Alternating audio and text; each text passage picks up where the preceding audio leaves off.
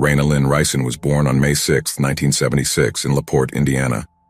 She lived with her parents, Ben and Karen Rison. She had an older sister, Lori, and a younger sister, Wendy. In 1993, 16-year-old Raina was described as a good student who aspired to a career as a veterinarian due to her deep compassion for animals. In addition to being a sophomore at LaPorte High School, Raina worked 3 jobs. She worked at the animal hospital where she walked dogs and cleaned cages. On Friday, March 26, 1993, Raina was tasked with closing the animal hospital after a short shift from 4 p.m. to 6 p.m. Raina and her ex-boyfriend, Matt Elser, planned to spend the night together, and she was eager to see him again. They had recently broken up, and the date was a step toward a possible reconciliation. Like Raina, Matt came from a good family and was considered a decent young man, the kind of person any parent would be happy for their daughter to date. Matt arrived at the animal hospital at 6 p.m. to pick up Raina.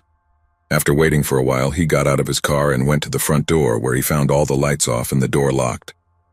Matt saw that Raina's car was not in the parking lot, so he drove to her house to see if she was there. Raina's father, Ben, told Matt that she hadn't returned home since she left for her shift at the animal hospital. Her family assumed she was on the date with Matt, but now they were worried. It wasn't like Raina not to tell her family where she was. Raina's parents, her younger sister Wendy, and Matt waited at the house for Raina to return. When Raina still hadn't arrived by 10:30 p.m., her family went to the police station to report her missing. The police could only file a missing person report after waiting 24 hours. Ben gave them a photo of Raina and asked them to keep an eye out for her anyway, as it was unlike Raina to disappear without informing anyone. Her family began searching for her. They tried to contact her acquaintances, but no one knew where she might be. They also distributed missing person flyers in the area, hoping that someone would come forward with valuable information. When the police got involved, they made a public appeal for any information leading to Raina's whereabouts. Immediately, several witnesses came forward saying that just before 6 p.m., they saw a sedan parked outside the animal hospital where Raina worked.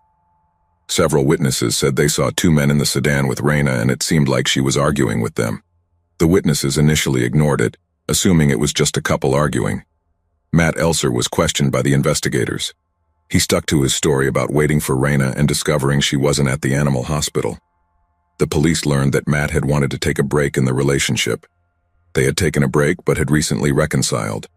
Their date that night was supposed to be very special, and both were looking forward to it. Matt knew something serious must have happened for Raina not to show up. Raina's parents assured the authorities that Matt was a good and trustworthy young man. They also pointed out that his car was not the one witnesses saw, which exonerated him from any wrongdoing. Raina's car was found the night after she disappeared, not far from the animal hospital. The car's hood was raised, giving the impression that it might have had car trouble. Officers were able to start the car easily with her keys, which were still in the ignition when they arrived. It seemed that the car trouble had been staged. Additionally, officers saw that Raina's purse was still in her car, which contained her wallet and credit cards. All her money was also in the car, which meant it was definitely not a robbery. A man's ring was found in the glove compartment of Raina's car. They showed it to Matt Elser, who said it wasn't his ring. He identified the ring as belonging to Jason Tibbs. Jason was Raina's ex-boyfriend. They dated in 7th grade and broke up after being together for about 8 months. He had a criminal record and had dropped out of school. The police decided to interrogate 16-year-old Jason Tibbs. He admitted that the ring in question was indeed his and asked where it had been found. When the officers informed him it had been discovered in Raina's car, he claimed they were still friends, and that he had done some work on the car and must have forgotten his ring in the glove compartment. Jason said he had taken off the ring to protect it from grime and grease while working on the car. Locals vouched for Jason, saying he was an excellent mechanic. It seemed plausible that Raina might have contacted him if she had car trouble. Investigators asked him where he was the night she disappeared. Jason claimed he had been playing a fox hunting game. Fox hunting is a hide-and-seek game, but played in cars. Friends share their locations over wireless radios and try to hunt each other down. His friends confirmed that they had been playing fox hunting that night, but no one had seen Jason. Raina's father confirmed that Raina and Jason were friends, so the ring seemed like a dead end. Raina's case began to go cold until the police made a discovery. Matt's Letterman jacket was found by a LaPorte County sheriff. Raina had last been seen wearing the jacket that Matt had given her to wear. It meant the two had been together. The jacket was found about 5 to 7.5 miles from where her car was found. The jacket had been placed there after the initial police search. Unfortunately, the jacket yielded no further clues or evidence. On April 26, 1993, a month after Raina was last seen, a fisherman and his teenage daughter were at a pond on Range Road, north of LaPorte, Indiana. The daughter was walking around when she saw a pair of human legs in the water. She screamed for her father to come see. He approached and determined it was the body of a woman in the water. 2 logs were placed on top of her body. When the police arrived at the scene, they noticed that the unidentified woman was wearing the same clothes Raina had been wearing the last time she was seen before she disappeared. Despite the advanced state of decomposition of the body, it was determined to be Raina Ryson. It was no longer a missing person case. No obvious wounds or significant signs of trauma were found on her body. Later, during the autopsy, it was concluded that Raina had been strangled. With the discovery, investigators reinterrogated Jason Tibbs to see if he knew anything. He told them about Ray McCarty. Ray was married to Raina's older sister, Lori Reeson. Ray had assaulted and impregnated Raina when she was 11 years old and had been jailed for the crime. His parole ended just 2 months before Raina disappeared. One would think Lori Reeson would have divorced Ray for what he did, but no, they were still married. Clearly he had a motive and was dangerous, with a criminal history directed against Raina. Investigators visited Ray and Lori's house. The couple told them that neither had seen Raina the day she disappeared. Ray stated that he was busy shooting pigeons at a friend's farm that night. Detectives called the friend and he confirmed that Ray was with him that night. Something didn't add up to the investigators, so they went back to speak with Ray. Ray spoke to them alone and said that he had seen Raina the night she disappeared. He said he was house hunting on March 26, 1993. Around 5:40 p.m., he was looking out the window of a house when he saw the animal hospital. He claimed to have briefly seen Raina in the animal hospital parking lot and asked if she knew where Lori was. He then left and picked up a hitchhiker that night. Ray claimed the hitchhiker was the reason he initially didn't want to admit seeing Raina, since she didn't fully trust him after what he did to her sister. Ray McCarty became the prime suspect at this point, but there was no physical evidence linking him to the crime and the case went cold. Unfortunately, the case remained cold for nearly 18 months. It was then that the Indiana State Police stopped a van driven by Larry Hall. Hall traveled throughout the Midwest for Civil War and Revolutionary War reenactments. His van resembled the one used in an attempted abduction. Police searched the van and discovered several items related to Raina's case. In his van, he had newspaper clippings about Raina and a prescription bottle with the name Ryson. Larry claimed he was the one who abducted and killed Raina. He was then arrested. Detectives investigated his movements the night she disappeared and found that he was in Kentucky and that the prescription bottle was fake. Hall had falsely confessed to abducting and killing about 50 other women. He seemed to be the type of person who inserted himself into any investigation and confessed. Larry Hall was ruled out as a suspect in Raina's case. However, he was not entirely innocent. He was found guilty of killing 15-year-old Jessica Roach, which I will briefly review at the end of the text for those interested. As for Raina's case, it remained cold until 1998. Investigators didn't know what else to do, so they revisited their initial suspects: Matt Elser, Jason Tibbs, and Ray McCarty. Matt's alibi was solid, and investigators never considered him a serious suspect. Jason's story about the fox hunt wasn't as solid because no one had actually seen him, but he seemed to be on good terms with Raina. Ray, on the other hand, lied about his alibi at first and was definitely a terrible person, so investigators decided to focus on him. They obtained a warrant to search Ray's property. Inside his house, investigators found 2 pistols and a stun gun. They also discovered blood in the trunk of his car, but they couldn't determine its origin. Ray McCarty was arrested in May 1998. He waited in jail for 15 months while police continued to build their case against him. While Ray was in jail, a new prosecutor was assigned. He was a hunter and concluded that the blood belonged to a deer.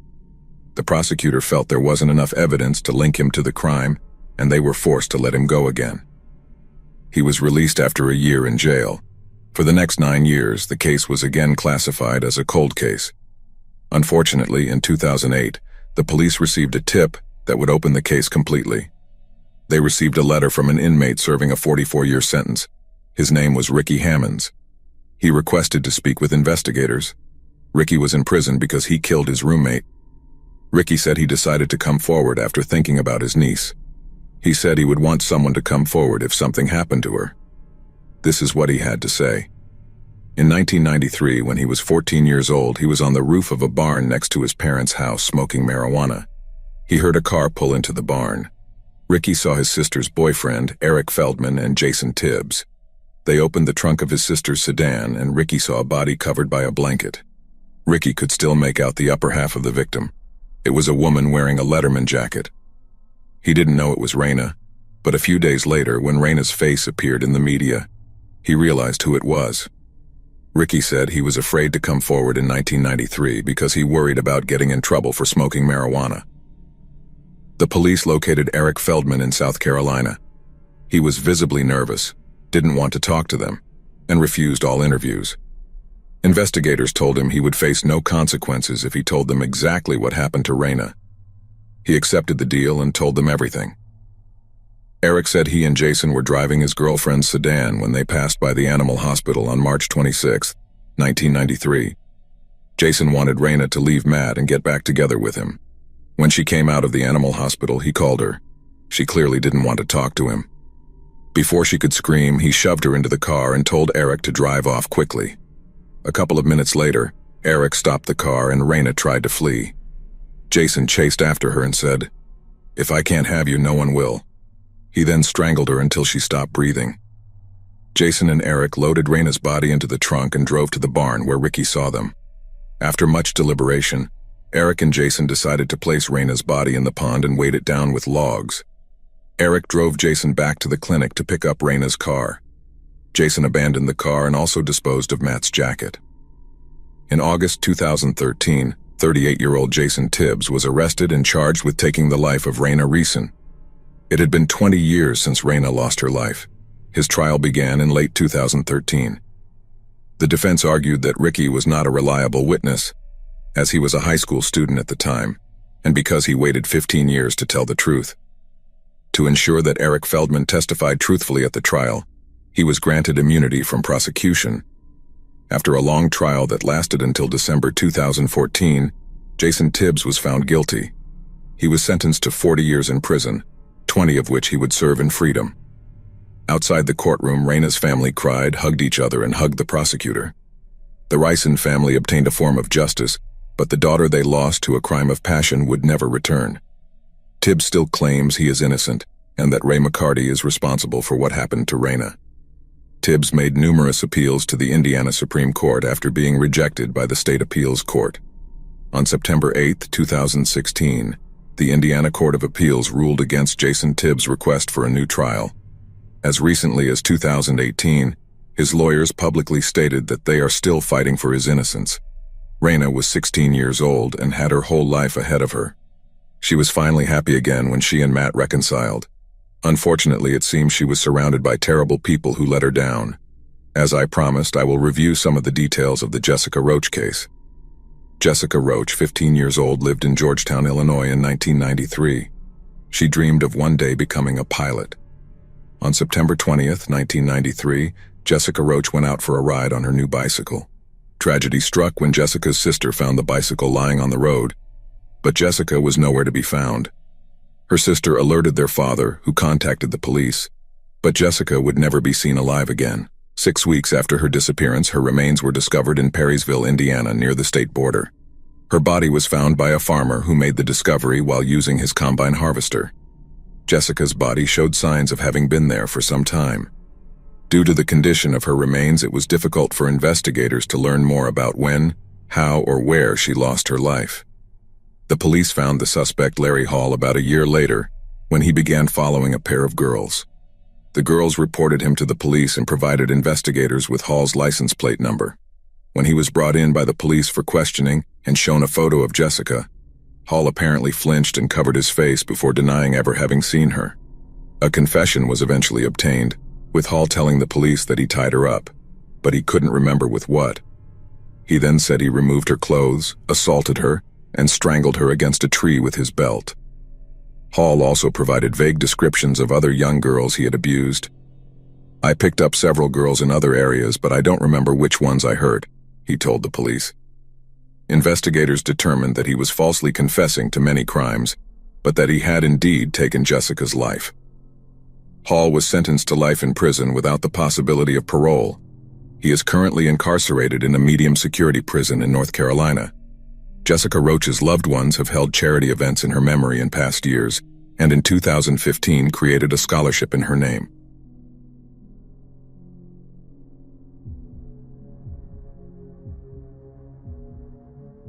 I grew up in a small place called Kirby, Mississippi, and one of the defining moments of my youth was sneaking into a movie theater in nearby Roxy to watch a film called Sudden Impact.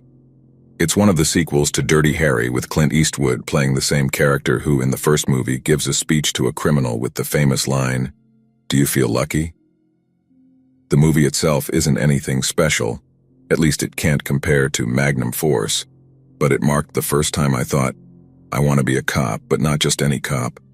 I wanted to be a detective, a rough-and-tumble, foul-mouthed hammer of justice, just like the old Dirty Harry Callahan. Well, real life isn't like the movies, and I had to learn to walk before I could run. But after working hard in school and doing my time as a uniformed officer, I applied to the Mississippi Bureau of Investigation, MB1. The MBI isn't strictly the police. We're special state investigators, which gives us the freedom to conduct our investigations as we see fit, with the same investigative powers as regular law enforcement. Think of us like safeties on a football field. We can move where and how we want as long as we make the game-winning tackle. I worked on major crimes for a few years, mainly making a name for myself within the office, and one day in early April of 2003, my supervising agent approached me with an intriguing offer. The Public Safety Commissioner had recently approached the head of the MBI, whom we call the SAC, and asked him to form a new unit.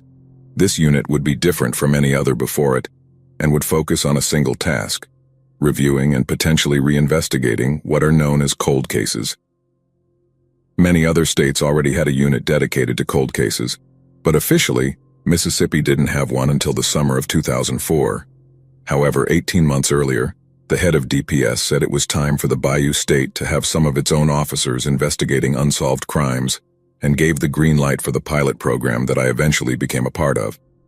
I felt honored to be considered for the job, but in the MBI, there's only one way to advance your career, and that's by getting consistent, notable results.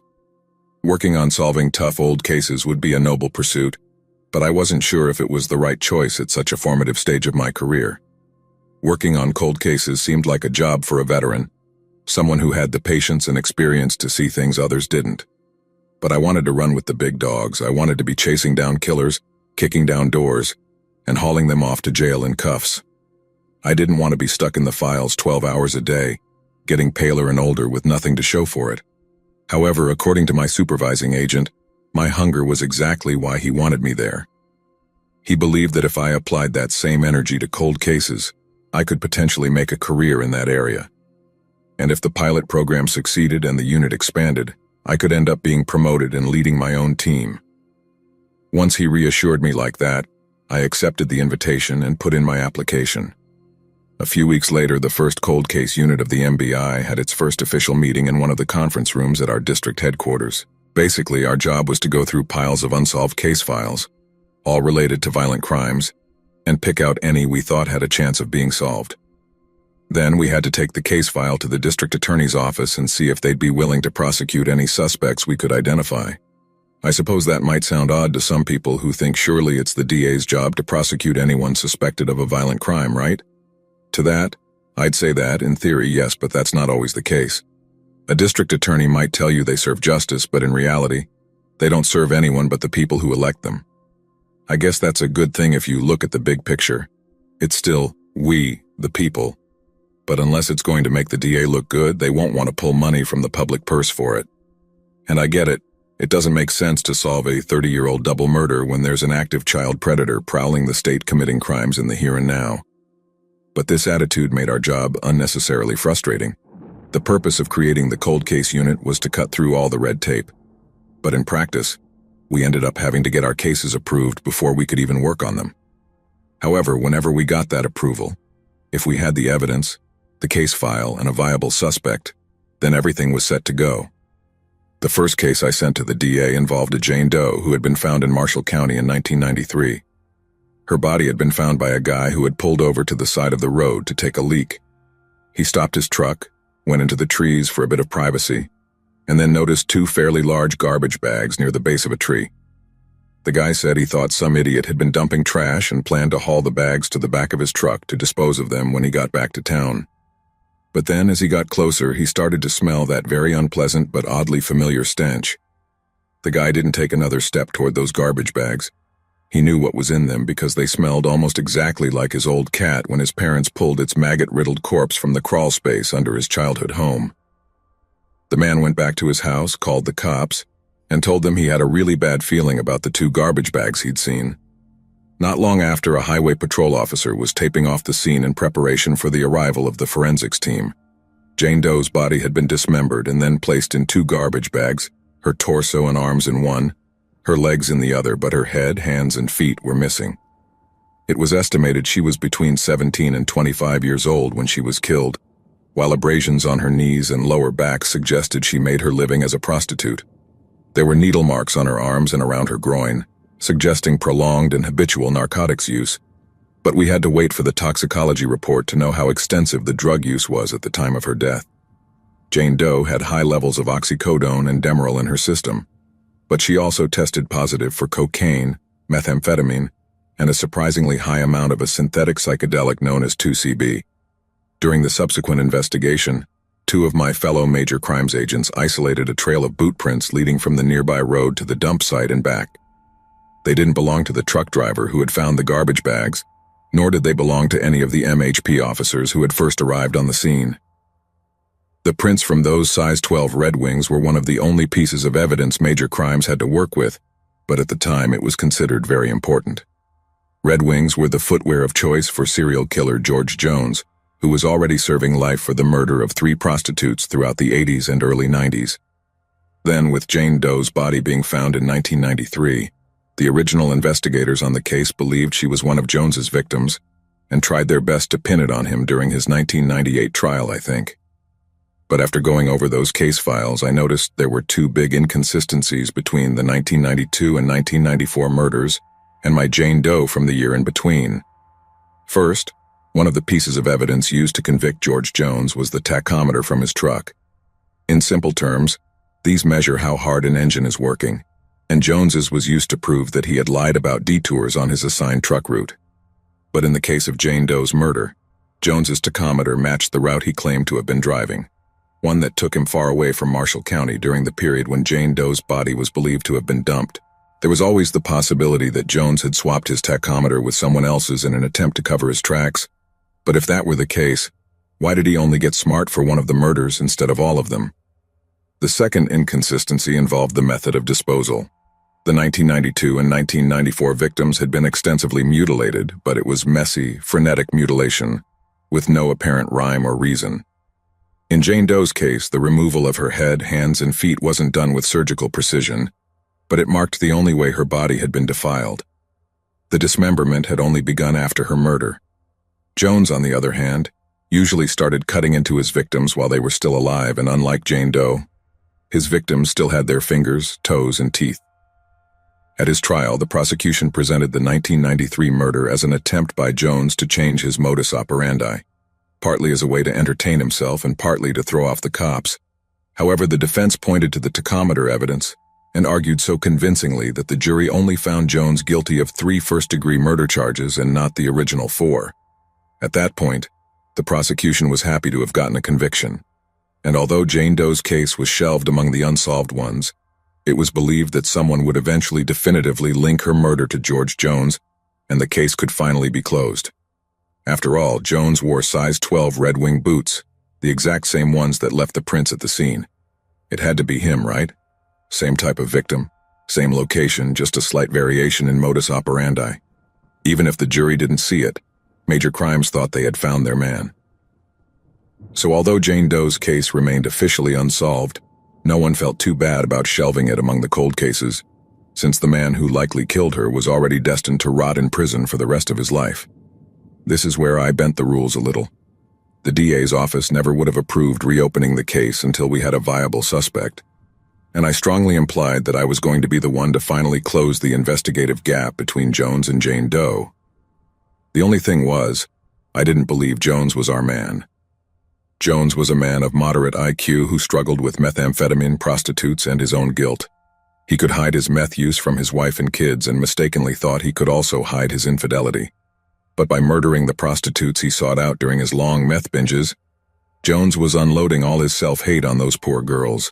He'd stab them, slice them, and stomp on them, wanting to make them suffer for tempting him. But the way Jane Doe was dismembered was almost clinical. I knew it would be a risk to go out on a limb like that, but something about how the case was handled the first time around bothered me. Jane Doe was treated like a pawn in a chess game, a disposable piece in a successful prosecution, and I thought she deserved a lot more. So I worked really hard to get the case approved, and eventually I was allowed to start doing my job.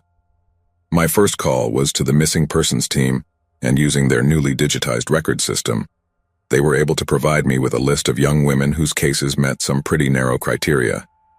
The girls had to be fair-haired, they had to be between 17 and 25 years old, and they had to have been reported missing between the years 1988 and 1993.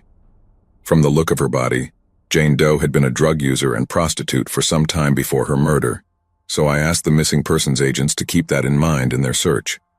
Sadly, prostitutes are rarely reported missing if they do disappear, so all I could do was hope that someone somewhere had cared enough about Jane Doe to file a missing persons report. Once I had all my reports, all I had to do was contact as many relevant families as possible to ask if their daughters had any scars, tattoos, or distinctive birthmarks that I could compare with the autopsy photos I had on hand. Hopefully I could find an ID. It took days and days of searching for phone numbers, asking for forwarding addresses, and visiting people at their homes. But I eventually got in touch with a mother who had filed a missing persons report after her stepdaughter disappeared in 1991. The stepdaughter was from her husband's first marriage, but she loved the girl like her own flesh and blood, and was devastated when she went missing. The girl physically matched Jane Doe, and when I asked if she had any distinctive marks or features on her body, her mother told me about a small scar just above the elbow on her right arm. The scar was the result of some childhood mischief, and when I checked the autopsy photos, there it was. Jane Doe had a small scar just above her right elbow. Now, this wasn't conclusive proof that Jane Doe was the missing stepdaughter, since people's arms are one of the most common places to have scars. But what would provide concrete proof of their relation, and therefore her identity, was a DNA test. Since she was her stepdaughter, there was no reason to test the mother, nor the father, since he had abandoned the family a few years earlier, possibly due to the stress of his daughter's disappearance. However, the girl's father and stepmother had their own daughter, which meant we could test her DNA against Jane Doe's, and if we got something around a 25% match, that would be enough for Jane Doe to get her name back. I was very confident that test would come back positive.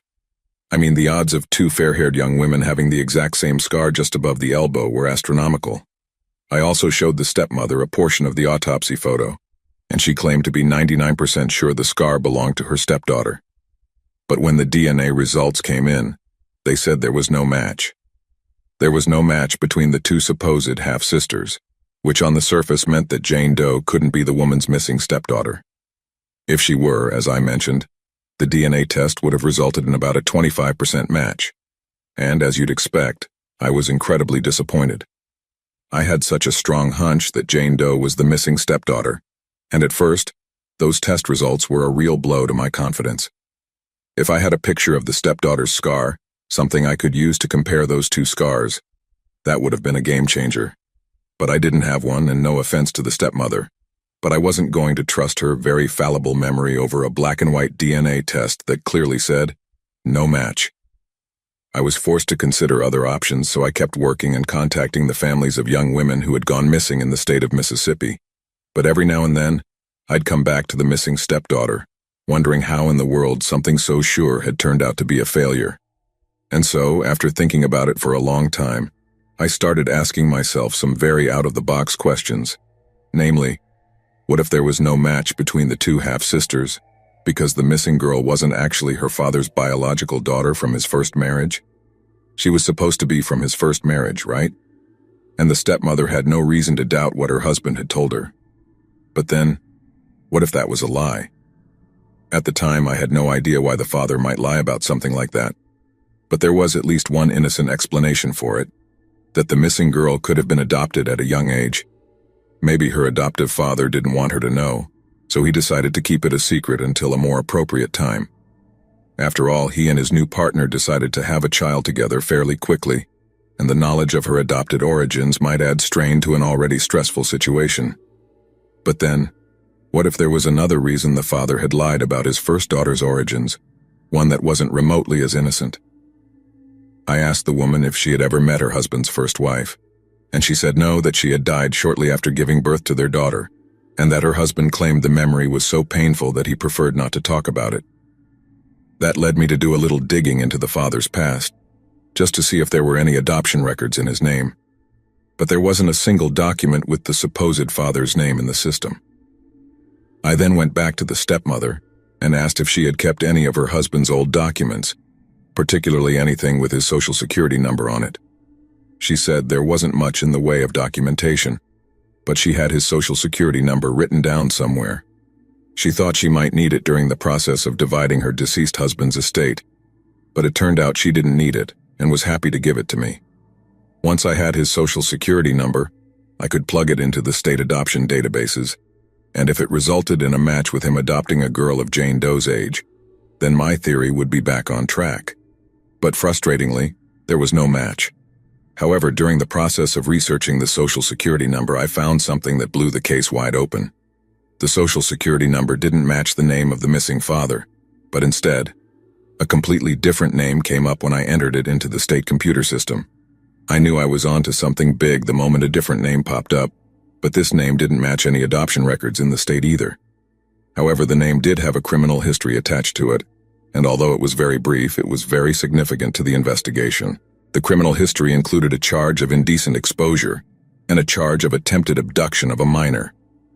According to my timeline, this guy served only 6 of an 11-year sentence for the attempted abduction, then just up and disappeared. Then, about a year later, a man matching his exact physical description pops up on the other side of the country with a young girl, telling everyone she's his biological daughter. I made sure to get a look at some photos of the missing father as well, and he was an exact match with the mugshots of our pedophile. I spoke extensively with the stepmother about the way her stepdaughter disappeared, and she told me it wasn't an overnight thing. The stepdaughter's relationship with her father had deteriorated dramatically in the months before she vanished, so at first it was believed she had simply run away from home. She had just turned 18 at the time, and since she was a legal adult, she was free to do as she pleased. Her father claimed he was trying to bring her back home, but eventually, contact with her began to taper off before ceasing altogether. The stepmother mentioned how difficult it was to convince her husband to file a missing persons report.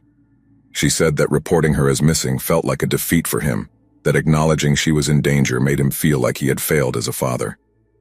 It took him many months to cave in, but eventually, they filed a report with the Hattiesburg Police Department. The move seemed to break him, and about 6 months later he abandoned his wife and their younger daughter, leaving only a note that said, "I'm sorry." I asked when this was if she could remember the date her husband left. She told me it was in August of 1993, Friday the 13th to be exact. She remembered it like it was yesterday, and in the seconds after she mentioned the date, I felt a thought hit me between the eyes like a diamond-tipped bullet of realization. Jane Doe's body was found on Saturday, August 14th, 1993, the day after this woman's husband mysteriously left. It was he who made her disappear, he who killed her, and he who dumped her body by the side of the road. I left that woman's house with a poker face that could have rivaled a millionaire professional's. The hunch that her missing husband had murdered her stepdaughter, a move motivated by the filing of the missing persons report, gave me one of the strongest gut feelings I'd had in my entire law enforcement career. But the moment she told me the date of his sudden departure, I just couldn't bring myself to tell her what I really thought. She had an entire tragic narrative built around her family, one that came with a cross she had to bear wherever she went, and I couldn't bear to add any more weight to that burden. If she were to find out the truth, it had to be through the proper channels and based on concrete judicial outcomes, not on what were still half-baked theories so complicated that I felt like I was losing my mind.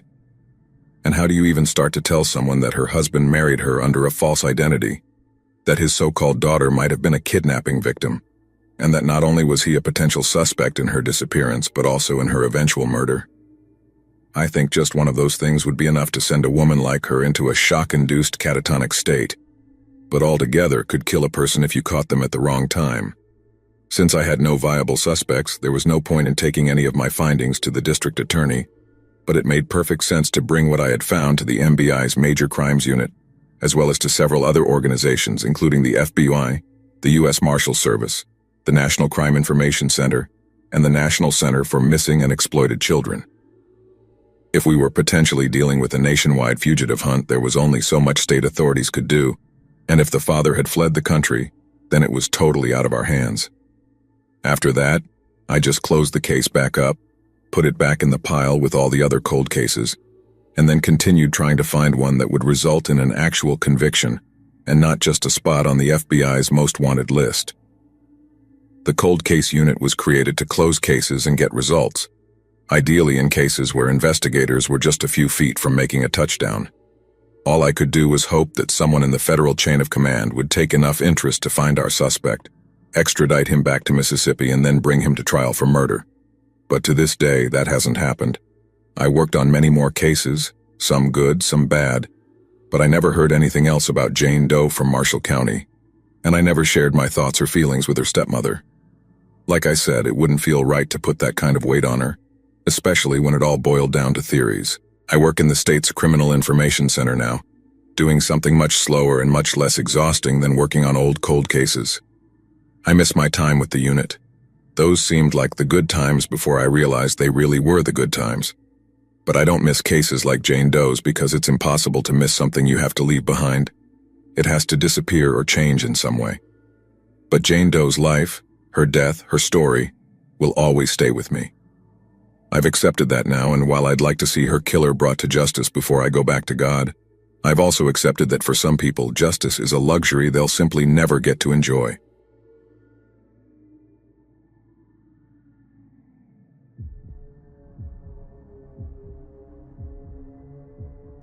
I live a few hours north of the Phoenix area in Iona, but I frequently drive to the city for work and personal errands. I take Highway 87 through Fountain Hills, which leads me to Highway 202 and into the heart of the valley. Along that stretch on Highway 87, there are dozens of billboards for different businesses.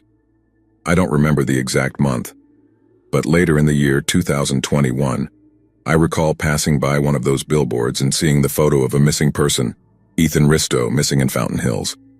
A reward was being offered for information leading to his whereabouts. There's a lot of crime in the valley, so the first few times I passed that billboard, I didn't think much of it. The way it was worded, it seemed like this guy was being wanted for some reason. I assumed he had committed a crime or that this was the state's response to it. I thought people in the area already knew him. Fast forward about 10 months and I'm leaving Phoenix and heading back home.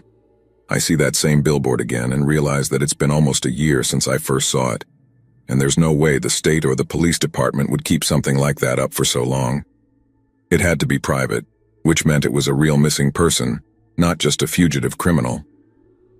I made a mental note of his name so I could look him up later and get to the bottom of it myself. Like many of you, I'm a mystery lover or interested in anything strange, and it turned out to be much stranger than I thought. The news broke it down like this. Ethan Risto took his wife and kids out to the desert outside of Fountain Hills. If you're not familiar, Fountain Hills is a suburb of Phoenix located in the northeastern corner of the valley. It's the first community you come across when you enter from Highway 87. It starts as a very spread-out subdivision with houses miles, even tens of miles apart. There's a lot of state land between them, and the further you go, it turns into complete rugged desert. The Verde River runs through it, and dirt trails crisscross in all directions, so there's plenty to do in terms of outdoor recreation. Like many, they made a day of it. Ethan drove a Toyota Highlander, a fairly capable vehicle, and they ventured into the desert for a while. From what I remember, they went to a water park, played for a bit, and then had lunch. Everything was normal, everything was fine. A pretty common day for visiting Fountain Hills. I believe they lived outside of Fountain Hills, on tribal land that the rest of us would consider north of Scottsdale. It's much like the dispersed desert community I explained earlier. On the way home, Ethan decided to take a dirt trail that perhaps was more than his Highlander could handle. The news article said he had some engine trouble, the vehicle stalled, and the Risto family suddenly found themselves stranded in the middle of nowhere. It should have been right at sunset, with the sky purple and red fading into purple and black. The desert becomes incredibly dark at night, especially if there's no moon. Supposedly, Ethan set out on foot, saying he was going to get help from a town just a few miles away. While he was right, those few miles are winding dirt roads that take much longer to drive or walk than a regular road, with many ups and downs. I don't want to speculate, but this could have contributed to him getting lost, or maybe he wanted to save time instead of going back and forth. So, he tried cutting through certain desert areas and inadvertently got off course. This would explain why he literally vanished into thin air. I was shocked to read the tragic story. The poor man, his father, was all over the news that first year, pleading with the public to remember anything they could from that day when he disappeared. He was the one who put up that billboard I saw for so long. It stayed there for a while longer, maybe 6 months or maybe a year. And then one day it was gone. Part of me was excited, thinking maybe they had finally found him, but I knew it wasn't likely. I did a quick Google search to see if there was any update and found out that there wasn't. He was still missing, and the family and search team were just winding down their efforts. It's all very sad, but I assume that's the nature of almost every case like this. The only strange and new thing I've seen is that some TikTok investigators went to the spot where Ethan's car broke down and showed that the place was pretty rough, like rugged off-road trails. But that's not the interesting part. They had the official police reports from when they discovered and collected the Highlander as evidence. In the report, there was absolutely nothing wrong with the car at all. In fact, the report stated that they drove it back to the station without any issues. Very strange, considering that his car had supposedly broken down. All things considered, his wife and kids were fine. As I recall reading, they waited in the car for a couple of hours, realized that Ethan had been gone for a long time, and then decided to venture out on their own. The kids were small, under 10 years old, I think, and luckily they didn't have to walk far. A stranger picked them up in less than an hour and took them to town. Another thing I remember is that Ethan didn't have his phone. I found that odd to read, considering he volunteered to go look for help. You'd think he'd take his phone to communicate if he found someone, or if he couldn't locate his own car in the middle of the desert. These two details really made me scratch my head. This is from a Fountain Hills resident who wanted to remain anonymous. My family has lived in the Fountain Hills area for quite some time, and strange things have happened here. It's not uncommon for people to disappear in this area, usually kids or older people. Sometimes elderly people with dementia are last seen at one of the various gas stations on the outskirts of town. They fuel up and forget what they're doing, and then hit the road without knowing where they are. The next town is 69, almost 70 miles away, and some never make it. They drive off the road and get seriously lost, and by then, someone reports them or they succumb to the heat. It's a brutal reality, but Phoenix is a huge metropolis and we're one of the gateways in and out. You're going to see some strange things. The kids who disappear are usually runaways. Again, last seen buying cigarettes or energy drinks on some security camera before disappearing into the desert darkness. They don't get found because some of them don't want to be found, or at least not at first. I don't really follow many of these stories because frankly, there are too many, and they either get resolved or they don't. When Ethan disappeared, it was something different. He didn't vanish in passing. He apparently disappeared somewhere in town. You have to understand that there's the official information you see on the news and then all the local info that doesn't get reported. Personally, I don't want to dig too deep into this, but just think about the facts. This is still an open investigation, whether it's a closed case or not. There are some things on 3TV and Fox 10 that they just don't report. The biggest one for us locals was the fact that Ethan supposedly made it into town. This is only because I've seen other people talk about it online too. What we all heard was that Ethan made it to one of these communities called Fur Rock Community on the south side of Shia. It's a high-end neighborhood with million-dollar homes. It's exclusive and private, but it has vacant lots for sale that provide access to the desert outside of town. It's believed that Ethan entered through one of these vacant lots.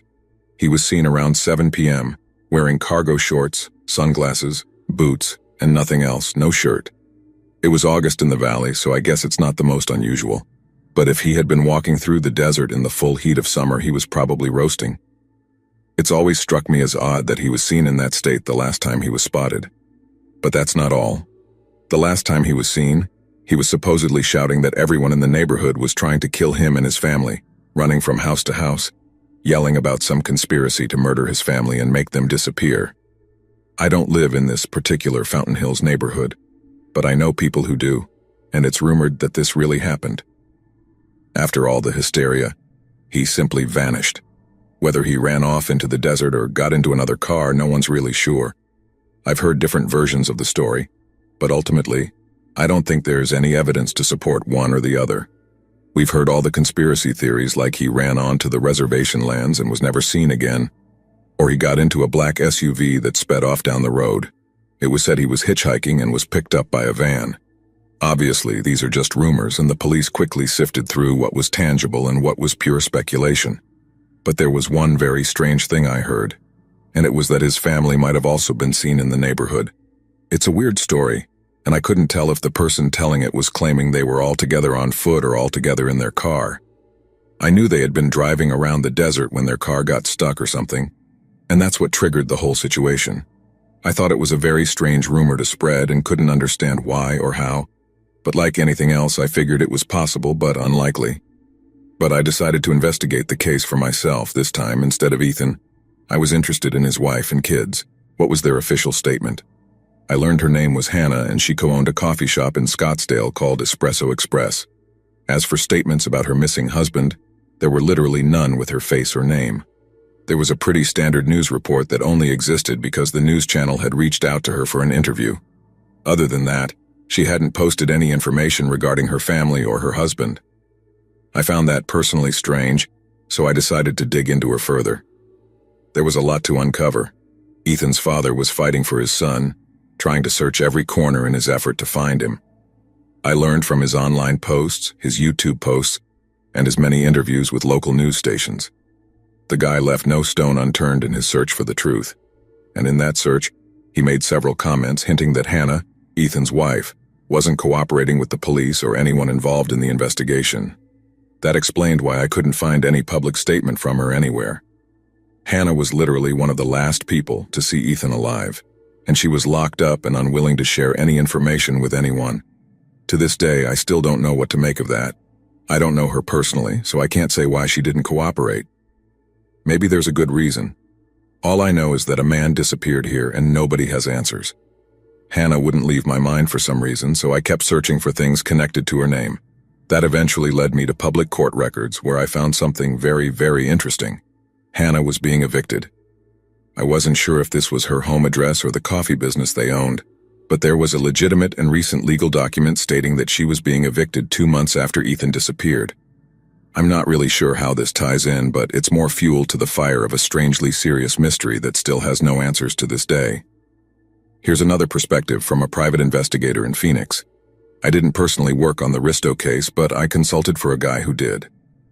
Ethan disappeared on August 21st, 2021, sometime in the afternoon, on the east side of Highway 87.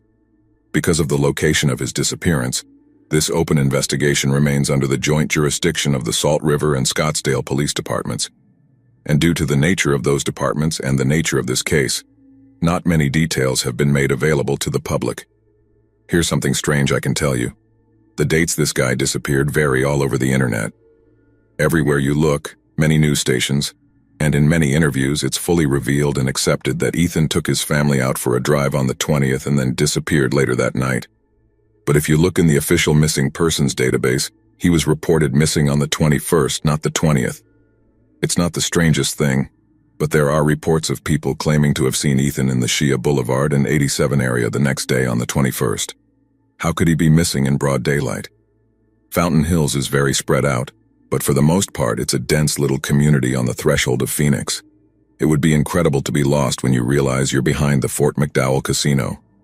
And if it really was him, what people were seeing implies something else is going on, like maybe some kind of mental breakdown.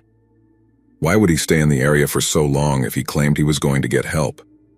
Either way, it's confusing for people trying to investigate. Another part that confused me had to do with his wife.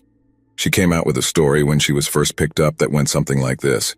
She and Ethan were taking the kids camping when they had engine trouble, so Ethan took off to go get help. When he didn't return, she took the kids to get help and was quickly picked up, showing how many people were buzzing around there at that time. It also shows how close they were to town. Here's where it gets confusing again. When the police found the car, it started up perfectly and even drove. There was absolutely nothing wrong with it. There was also no camping gear. I mean, none. Zero. And they had 2 kids with them. They'd need a considerable amount of supplies to keep everyone comfortable in that desert heat. Another thing, it was mid-August. No one in the world was planning a camping trip in the desert without a camping trailer equipped with water and air conditioning. Taking the kids into that kind of terrain was just ridiculous. The police, as you can imagine, didn't really buy this angle, but they also didn't have much in terms of evidence. Hannah, his wife, didn't open up to be questioned or give statements of any kind. It's all very strange behavior, especially when combined with her story about camping on reservation land, no less. 2 years after Ethan disappeared, an NA student made an interesting report to the lead detectives on the case. She was driving through the Fountain Hills area on her way to Flagstaff when she passed a dusty box truck. There was something written in the dust on the back, and one of the messages clearly said, "Call 911." This caught her attention, so she stayed behind the vehicle to try to make sense of the situation. There was a name written on the rear panel, but the fading light made it very difficult to read. After a couple of miles of squinting and working from different angles, she saw that it said, Ethan. She called her dad, who told her to call 911 and make a report herself. He looked online and found Ethan Risto in the Arizona database, so he knew it could be related. Again, I'm not personally involved in the situation, but from what I know, the detectives were able to track the box truck, which was confirmed to be unrelated to the case. Ethan was not found in the truck or related to it in any way. What was written on the back was either misinterpreted by the student or was simply some kind of joke. Whatever the case, it was a strange overlap that some people thought might help solve the case. It's been 3 years, and Ethan still hasn't been found. This case was so hot that the FBI was briefly involved. Unfortunately, no progress has been made in the case. His family misses him every day. There are many loose ends, but only one real victim, and he's not here to tell his story. If you have any information, please contact the Salt River Police Department by email or phone.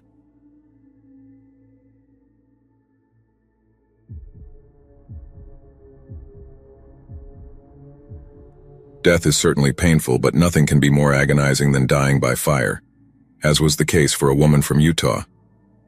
What's even more heartbreaking is that such an incident would remain unsolved for many years. Around midnight on February 22, 1990, firefighters were called to a fire emergency at a house in Cottonwood Heights, in Salt Lake County, Utah. Neighbors informed authorities that they heard screams from inside the residential building where Michelle Holling, a 28-year-old mother, lived. Police reports indicated that neighbors attempted to force their way into the property, hoping to rescue whoever was trapped inside. However, they were unable to do so. After the fire subsided, inspectors discovered that the doors had been barricaded from the inside. What they found there was Holling's body, and it was so severely burned that medical examiners had to use her dental records to identify her. They also couldn't determine if she died from the fire or if she had been killed beforehand. The subsequent investigation revealed that the fire was definitely not an accidental outbreak, not with the presence of fire accelerants found on the victim's bed, and thus a case of arson was presented. The police couldn't be sure if the flammable liquid had also been poured over the woman's body. Tests were conducted, but even after 30 years, investigators still couldn't reach a conclusion. Apparently, this was just one of many other questions surrounding the case. For example, it was discovered that the mother of 3 had been living with her ex-boyfriend in that house. The man was questioned at the height of the investigation, and to everyone's astonishment, was immediately released. Reports said that he provided an alibi, but the police chose not to reveal to the public whether his excuse was corroborated or not. The details of the subsequent interrogation were also being withheld. But that wasn't all. To this day, no one knows the name of Holling's mysterious cohabitant. The police seemed so intent on concealing his identity that they removed and hid photos of him from their files. If anything is known about him, it's the alleged information that he had been manufacturing and selling methamphetamine. One of Holling's children even confessed that their mother had also been a drug user. Now, some possibilities are being considered. Could the arson and murder be the result of a failed drug deal, considering how the police let him go immediately? Could this also be some kind of cover-up? For now, Michelle Holling's case remains open.